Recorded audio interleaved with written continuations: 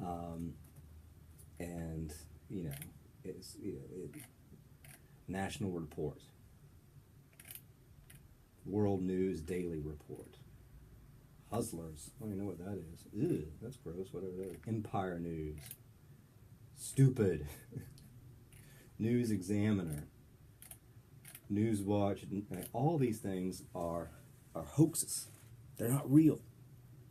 So take a look at those. And if you ever see something on Facebook and somebody goes, "Oh, the Stately Herald said blah blah blah," it's fake. It's a hoax.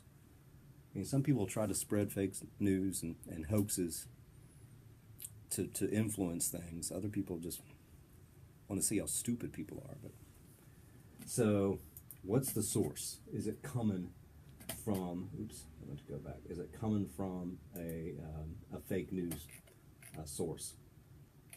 It says read beyond the headline, because you know how headlines, they want to grab you, right? Abracadabra, I'm going to reach out and grab you, says Steve Miller. But you need to read beyond the headlines, it says.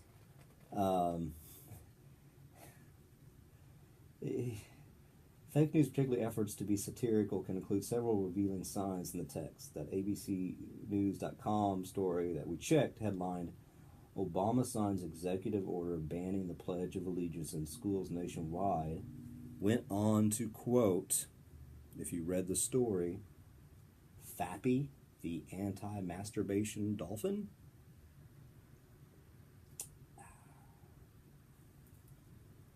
So just don't read the headlines.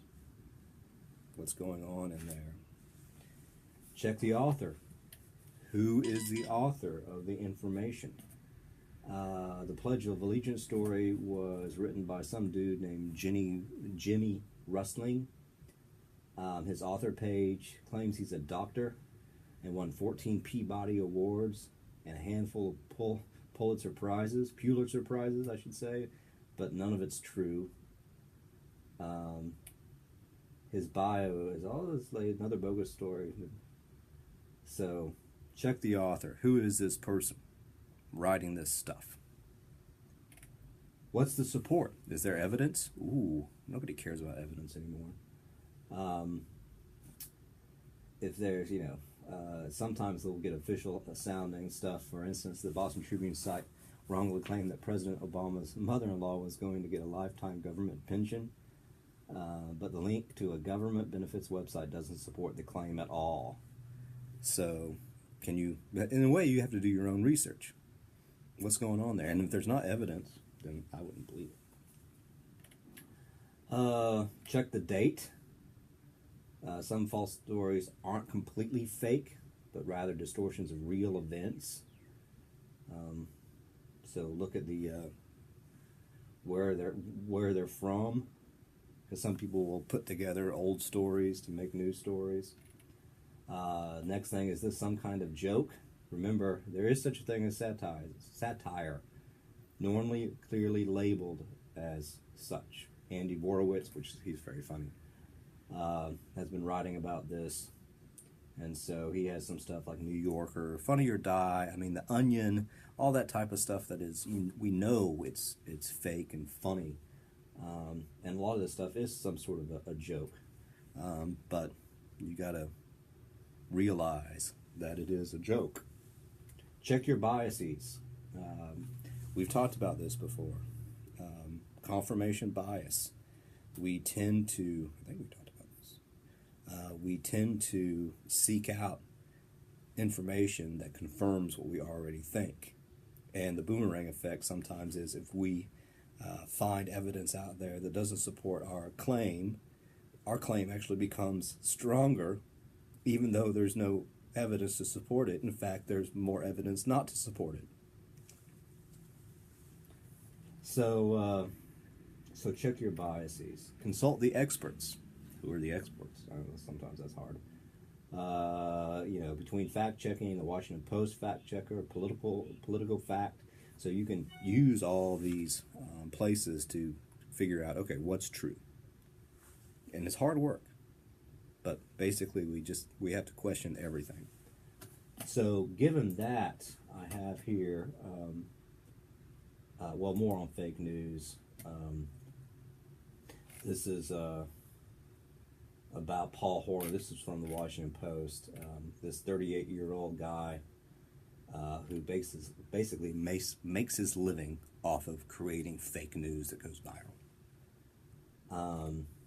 One of the things was the Amish in America commit their vote to Donald Trump, guaranteeing him a presidential victory. And then somehow it gets, other people to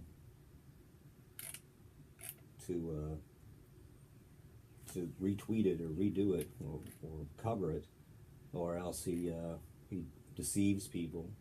So you can he calls it a hoax sometimes, but just take a look at all this, and it's pretty interesting stuff. How it's a little sort of a interview with him,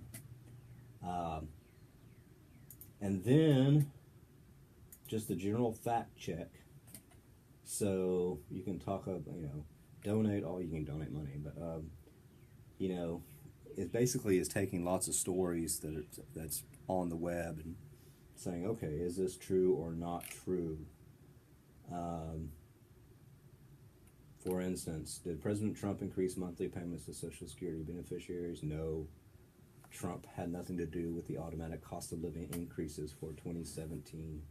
So just little things that viral spiral, don't get spun by the internet rumors.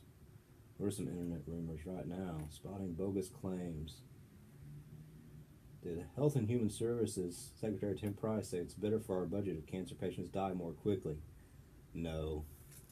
That was made up. Okay. So all these different things. And then, one of the things I really thought was funny, there's a thing here, 5 free websites that you can use if you want to create your own fake news. Then, yeah, that's fun. I went to this one. Fake-A-Wish. You can do something to celebrities. Like it says somebody dies, and people are doing it all the time, killing off celebrities. I wonder what I could do here.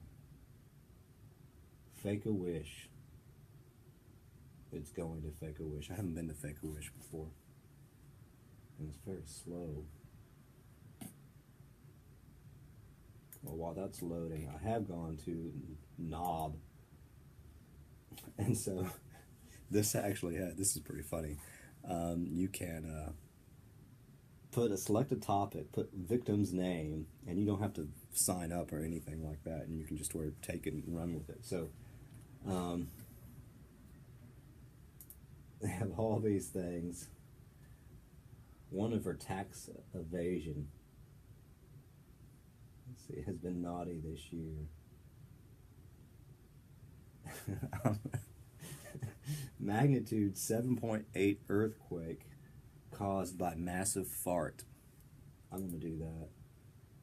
And then I'll be the victim myself. Location: Columbia.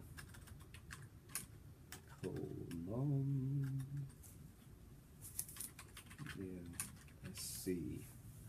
I don't want to preview it. It says the Bluffington Post. Some people are so stupid. So, in magnitude, Columbia, South Carolina. Look at the wreckage. Magnitude 7.8 earthquake has left thousands injured in Columbia, South Carolina. According to officials, the supersonic boom was man-made. While the earthquake may be somewhat frequent, there was no ordinary quake. Officials say that the pure human flatulence is to blame for Sunday's quake. That's right. A massive fart was the cause of this tragedy. City officials tracked the origin of the blast to the home of Columbia, South Carolina resident Jason Munsell. Oh. According to sources close to Munsell, the human stink bomb was attributed largely to a diet that was too rich in fatty food and energy drinks. Oh, that's pretty funny. So you can play with fake news. Okay, MF. Okay. Oh, Fake a Wish. Fake a Wish. I can't reach Fake a Wish. Come on. Reload. But in any case, okay, long and short of it is part of what I want to come out of this class for you is for you to have a sense of agency. That is, feel empowered to do something. And part of that empowerment, I think, comes from having what we call media literacy. And a good example of having media literacy is being able to discern real news from fake news, fact from fiction. It's tough, but we got to do it if we're going to survive. And we might, who knows, probably going to be at war with North Korea before you know it. But in any case, that's all the news that isn't